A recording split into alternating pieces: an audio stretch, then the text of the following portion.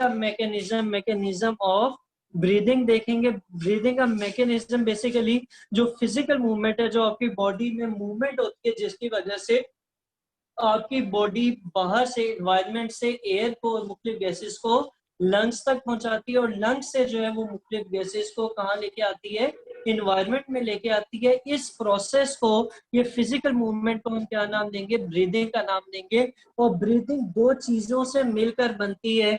एक तो इसमें आ जाता है आपका इनहेलेशन का प्रोसेस, और दूसरा जो प्रोसेस इसमें आता है वो आ जाता है एक्सहेलेशन का।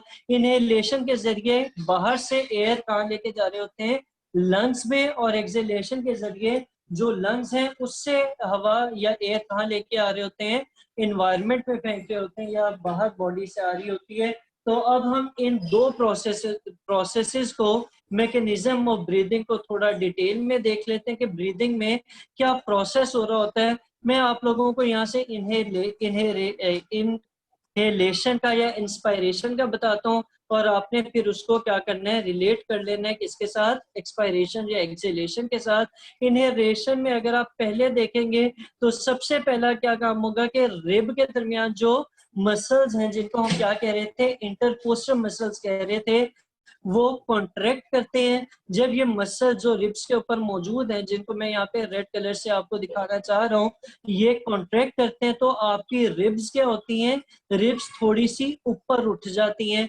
जब रिब्स ऊपर उठ जाती हैं तो साथ साथ आपके जो लंग्स के नीचे एक डायफ्राम था, जिसका हमने पहले भी जिक्र किया था, यहाँ पे नीचे लंग्स के मौजूद होता है। ये जो मैंने येलो कलर किया है कि ये कॉन्ट्रैक्ट करता है, और जब ये कॉन्ट्रैक्ट करता है तो क्या होता है कि आपका ये कॉन्ट्रैक्ट करता है और नीचे की तरफ आ जाता है। जब ये नीचे आता है तो लंग्स क्या होते हैं, थोड़े से ओपन होते हैं आपकी थोराइक कैविटी में, ये थोड़ा सा फैलते हैं, और जब ये फैलते हैं तो इनमें एयर प्रेशर वगैरह जो है वो डिक्रीज करता है, और ये बाहर से एयर कहाँ, जो रश करके लंग्स के अंदर आ जाती है। इसी तरह जब आपने एक्सहेलेशन करनी होती है या एक्सपायरेशन करनी होती है, यही प्रोसेस जो है वो ऑपोजिट वे में होता है कि आपके रिब मसल जो पहले कॉन्ट्रैक्ट कर रहे थे, ये क्या करेंगे, ये एक्सपेंड करेंगे। रिब्स जो पहले रेज कर रही थी, ये क्या होंगी, ये रेज नहीं होंगी, बल्कि ये बैक वापस फॉल बैक करेगी अपनी ओरिजिनल पोजीशन में। और जो डोम शेप का डायफ्राम पहले कॉन्ट्रैक्ट कर रहा था, अब क्या करेगा, एक्सपेंड करेगा। पहले वो लोअर हो रहा था और अब वो क्या होगा,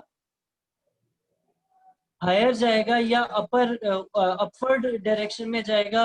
और जब ये अपर जाएगा तो आपके लंग्स जो हैं वो क्या करेंगे, एक्सपेंड नहीं करेंगे, बल्कि थोड़े से कॉन्ट्रैक्ट करेंगे। और जब वो कॉन्ट्रैक्ट करेंगे तो उनके अंदर का प्रेशर जो है वो इंक्रीज होगा। जब वो प्रेशर इंक्रीज होगा तो बॉडी के अंदर से जो एयर है वो सारी की सारी आपके माउथ के जरिए और नेजल कैविटी या नोस्ट्रिल्स के जरिए आपके इन्वायरमेंट में आ जाएगी। ठीक है, तो ये इनहेलेशन और एक्सहेलेशन का प्रोसेस था। अभी तक हम लोगों ने ये सारा कर लिया।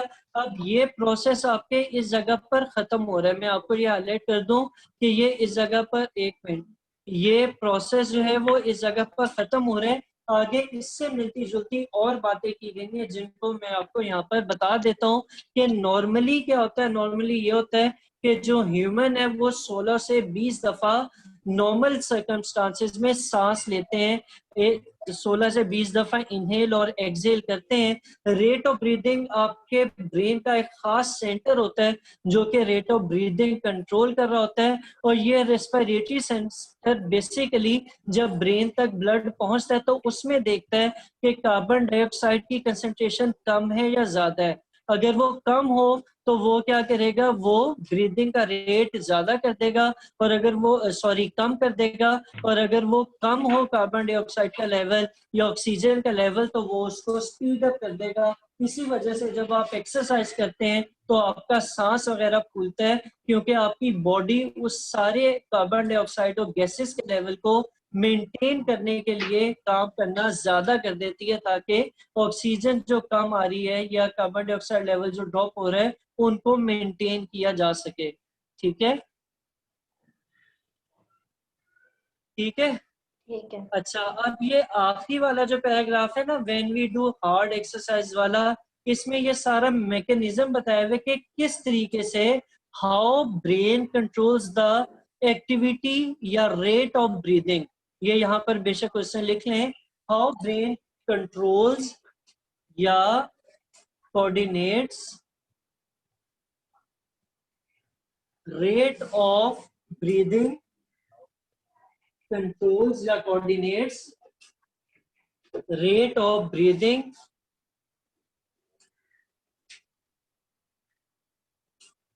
इसका आंसर आपको यहाँ पे मिल जाएगा। और इसमें आप ये भी लिख सकते हैं कि एक्सरसाइज करते हुए किस तरीके से वो उसको कम या ज्यादा करता है रेट को। ठीक है,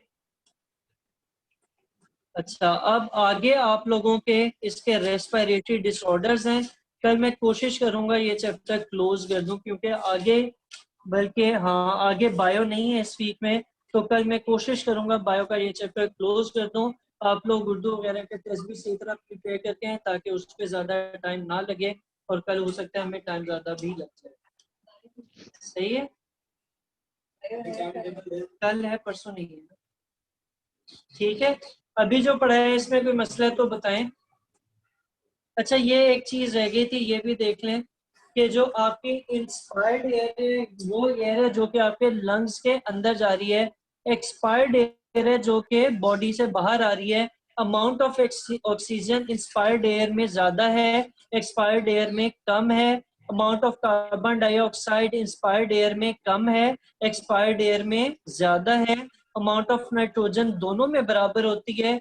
वाटर वेपर इंस्पायर्ड एयर में चेंज हो सकता है, मौसम में अगर बारिश है ह्यूमिडिटी ज्यादा है तो इंस्पायर्ड एयर में वाटर वेपर ज्यादा होंगे, और अगर मौसम खुश्क है तो कम होंगे।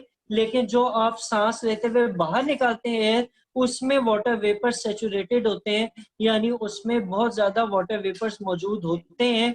डस्ट पार्टिकल बाहर तो जो एयर है उसमें तो डस्ट हो सकती है, लेकिन जो आप सांस लेते हुए बाहर निकालते हैं उसमें डस्ट पार्टिकल ना होने के बराबर होते हैं, या हम कहते हैं कि उसमें डस्ट पार्टिकल्स नहीं होते।